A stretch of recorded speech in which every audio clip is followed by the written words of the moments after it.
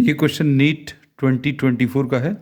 The statement of the problem is the maximum elongation of a steel wire of 1 metre length.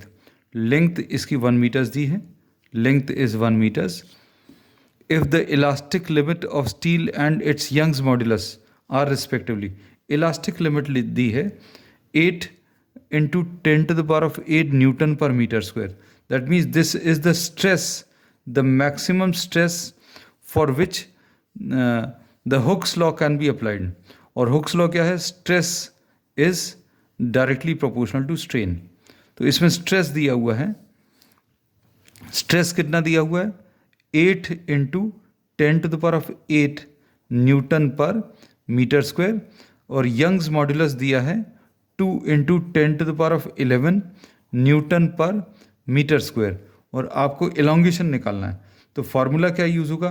Stress proportional to strain है और stress upon strain is constant which is termed as the Young's modulus. Stress upon strain. और इसमें strain अगर आपको निकालना है तो strain will be equal to stress divided by Y, ऐसा कुछ आ जाएगा. स्ट्रेस कितना है? 8 into 10 to the power of 8 upon y की वैल्यू कितनी है? 2 into 10 to the power of 11.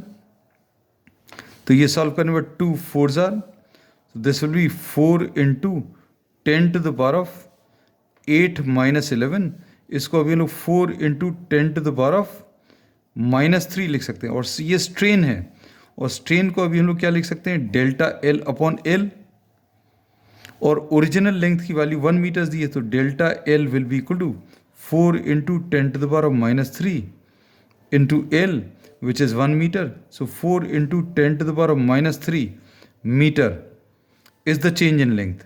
ये elongation है और इसको अभी हम लोग क्या 4 millimeters लिख सकते हैं. So 4 millimeter is given in the third option. So third option is the correct answer.